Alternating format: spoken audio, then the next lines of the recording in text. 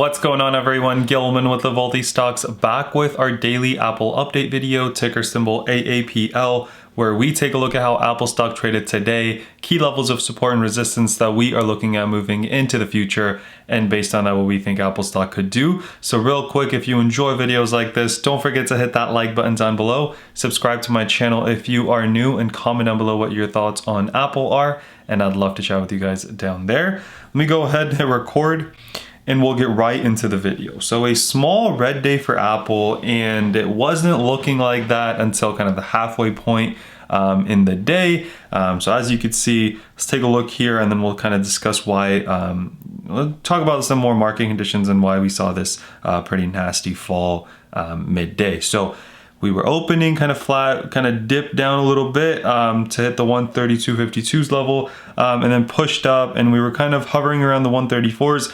Really struggling to break that level. Previously, we had been struggling to break the $135 level, and today we were kind of struggling at the 134. But then we got this pretty nasty steep sell-off from 134 all the way to mid 132s, pushed up, and the fall continued. But if you take a look, levels held up perfectly. Bounced there, bounced 131.41, 4 cents away, pushed up, perfect rejection at our 132.50s, and then we kind of ended the day here. What exactly happened midday to cause that? Let me bring in this right here. So what we got was a report by Bloomberg stating that people earning more than $1 million would pay a capital gains tax of 39.6%, up from the 20% that it is today. So that wasn't good news for a lot of people, led to a decent amount of selling for for the market, essentially raising capital gains tax for wealthy individuals.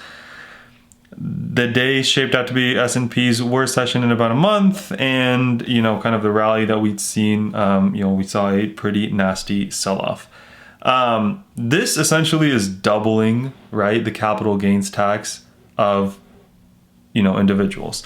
So that, I guess a lot of rich people didn't like that and sold off, locking in whatever capital gains that they had, maybe so that they're not hit with this. But who knows how that works, right? Like when that'll be in effect. Everything in Congress seems to take a while, so I don't know if that's something that goes into effect now. Even if it goes into effect, like in 2021, is it going to be for 2021 or is it going to be for 2022 onward? A lot of things that we don't know, so we'll kind of keep an eye on that as that comes. So let's take a look at another couple things. So yeah, U.S. stocks closed down on news of Biden tax proposal. So let's take a little bit of a look. We just took a little bit of a look at that. What I also want to talk about here is, where is this? Yeah, so COVID is rising all over the world. Thankfully not in the US because I'm assuming because of vaccinations, but in many other parts of the world, they're really struggling and starting to ramp up again. So that's what we are talking about here. Layoffs are subsiding and expectations were rising for another month of blockbuster job growth in April, so that's good news. So we had a little bit of a mixed bag, right? So things like airlines, maybe not as fast of a recovery, cruises not as fast of a recovery. If, outside the US, we're not seeing kind of the same kind of COVID pandemic results, if you will. And if people are still suffering, then, people aren't going to be able to travel. So that could cause a damper on some of those things as well. And then the other thing that we're talking about here is another part, especially related to big tech, is it's going to target, the tax proposal is going to target big tech's $100 billion overseas. So what does that mean? A lot of these big tech companies, they have income that's shown as overseas income, and they also have cash reserves overseas. Both of these allow them to kind of have tax breaks. So what they're talking about is a 15% minimum book tax on high profit organizations that escape taxes via research and development, foreign credits, and stock-based compensation.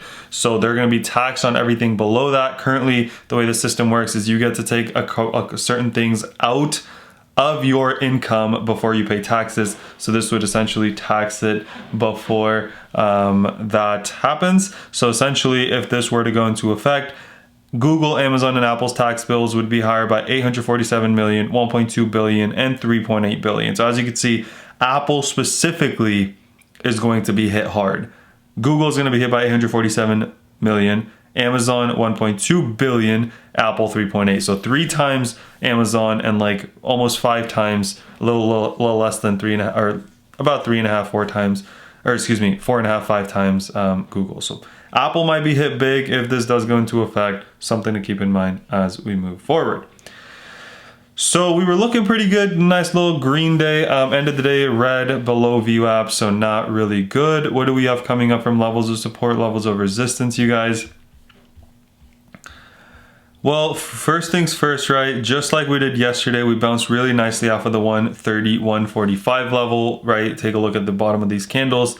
So that was great to see. We were making a higher high, but obviously gave a lot of that up with the news. Below that, we got the $130 level as good. That should hold up as good support. On the upside, we've got to break through the mid 132s again, then 133.45, and then 135. As you can see, 135 is a level that we've struggled at for a little bit now, for 4 or 5 days before we start to kind of go down. So that'll be an interesting level to see. But before we do that, we got these 2 levels to go through as well. Tomorrow's Friday, which typically is not a great day for Apple. It has been sometimes in the past couple weeks, but typically we see some level of a Friday fade or Apple not doing a whole lot. So that'll be interesting to see. Also, the kind of ripple effect of this tax bill, right? It was introduced today, so how the market reacts to it over the next few days, weeks, months would be definitely something to keep an eye on. 21 EMAs all the way down here at 129.79, so that's great news. S&P again is between two EMAs, which always kind of gives you the downside that it could go down to 407 here, 407.31, which would kind of imply a down day like today. But as we saw yesterday, right, we came right back up when we were in between. So that's definitely possible as well. QQQs are also, red day again between those EMAs, so we'll see how it holds.